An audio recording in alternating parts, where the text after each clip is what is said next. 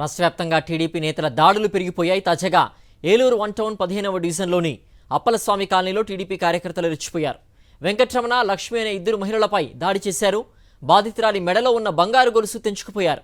దాడిలో గాయపడిన మహిళలు ఏలూరు ప్రభుత్వ ఆసుపత్రిలో చికిత్స పొందుతున్నారు.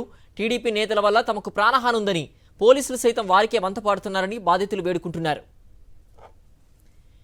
ఈ దాడికి సంబంధించి మరింత సమాచారం ఏలూరు ప్రభుత్వ ఆసుపత్రి నుంచి మా ప్రతినిధి రాజు అందిస్తారు. ఏలూరులో కూడా సామాన్యులకు సంబంధించి కూడా కూటమి నేతల నుంచి రక్షణ కరువైంది. చూస్తే కనుక ఇప్పటికే వైఎస్ఆర్ కాంగ్రెస్ పార్టీకి సంబంధించి శ్రేణులపై దాడులు చేస్తున్న వారు కూడా ఇప్పుడున్నటువంటి సామాన్యులు ఎవరైతే ఉన్నారో వారిపై కూడా తమ జులుం ప్రదర్శిస్తున్నారు. చూస్తే కనుక ఏలూరుకి సంబంధించి 1 టౌన్ ఏరియా అయితే ఉందో 15వ డివిజన్కి సంబంధించినటువంటి ఇద్దరు మహిళలపై కూడా పాశవికంగా దాడి చేశారు. ఇప్పుడు ఏలూరు ప్రభుత్వ ఆసుపత్రిలో చికిత్స పొందుతున్నారు. ఇక్కడ విజువల్లో చూస్తే కనుక ఇక్కడ ఉన్నటువంటి చికిత్స పొందుతున్న వారు ఉన్నారు. వారితో మాట్లాడించే ప్రయత్నం కూడా చేద్దాం. అసలు ఏం జరిగింది ఏంటంటే, అమ్మ నిన్న అసలు ఏం జరిగింది ఏంటి? మేమిద్దరము ఇంట్లో వసార్లో కూర్చొని ఇద్దరం మాట్లాడుకుంటున్నాం. అప్పుడే నేను ఊరి నుంచి వచ్చాను. డైరెక్టర్గా మట్ట రాజేష్ అనే అతను లోనికి వచ్చారు సార్. మా మావయ్యకి కౌన్సిలర్ టికెట్ వస్తుంది, నక్కా ప్రసాద్, నిడిగట్ల నాగరాజు ఇద్దరు ఉన్నారు నా వెనకాల. ఎన్ని కోట్లన్నా ఖర్చు పెట్టి మమ్మల్ని బయటికి తీసుకురాగలరు, మిమ్మల్ని వేసేస్తున్నాం, రాంబాబు నాకు కేడి మటర్ చేసేస్తాం, లేపేస్తాం, చంపేస్తాం, ఆడు లేడు, మీ ఇద్దరు ఉన్నారు, మీ ఇద్దరిని వేసేస్తాను, మీ ఇద్దరిని బతకనేమో మా పార్టీ వచ్చింది, మీకు కౌన్సిలర్ అవుతాడు, మా మామయ్యకి టికెట్ వస్తుంది, మా మామయ్య ఉన్నాడు, నా నిడిగట్ల నాగరాజు ఉన్నాడు నా వెనకాల, నాకు అండాదండలుగా ఉన్నారు, మీరు ఏం చేస్తారు, మిమ్మల్ని బట్టలు ఇప్పి తన్నేస్తానని రాళ్ళు, ఇటుకరాళ్ళు, పొత్తి కడుపుల్లో కాళ్ళు ఇష్టాసరంగా ఒక ఆడబిడ్డలను, ఇద్దరు ఆడబిడ్డలను ఇంట్లో ఎవరు లేని సమయం చూసుకొని దాడి చేసి 30 మందిని హాస్పిటల్లో పెట్టి ఇతను ఒక్కడే వచ్చి వాళ్ళిద్దరి పేర్లు చెప్పి మమ్మల్ని భయపెట్టి ఇష్టాసరంగా ఆడబిడ్డలను కొట్టాడు. మేము ఏ పార్టీకి సమర్థించిన వాళ్ళం కాదు, మేము ఏ పార్టీలో లేము, మమ్మల్ని మీరు న్యాయం చేయాలి, మా ఆడబిడ్డలను కాపాడాలి, మా ఇద్దరిని ఆడబిడ్డలకు ఇదే పరిస్థితి ఉంటే లోకం ఎక్కడికి వెళ్తుందో మీరు కూడా అర్థం చేసుకోవాలి.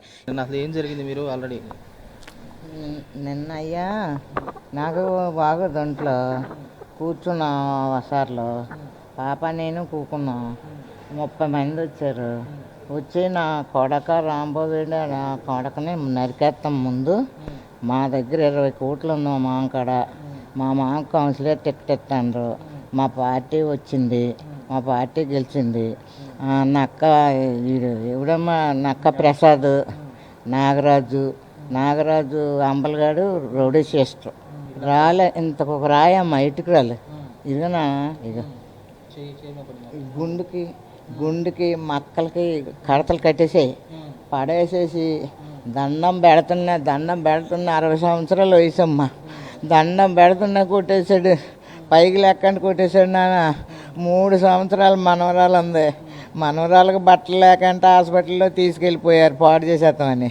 ఆ వెనకాల ఇంటికి పారిపోయింది ఆ ఒక్క చిన్నపిల్ల, 3వ సంవత్సరం పిల్ల. నాన్న ఆ వెనకాల ఇంటికి పారిపోతే ఆ వెనకాల వాళ్ళు ఉంచారు, బట్టలు కూడా లేవండి. ఆ పిల్ల దొరికితే చంపేద్దరు బాబు. నిన్న ఇల్లు ఖాళీ చేయకపోతే మొత్తం చంపేస్తారట. రక్షణ కల్పించాలి. మా పేనగండం ఉంది బాబు, మా పేనగండం ఉంది, మమ్మల్ని చంపేస్తాడు. మాకు రక్షణ మీరేనమ్మా నాన్న, మీకు దండం.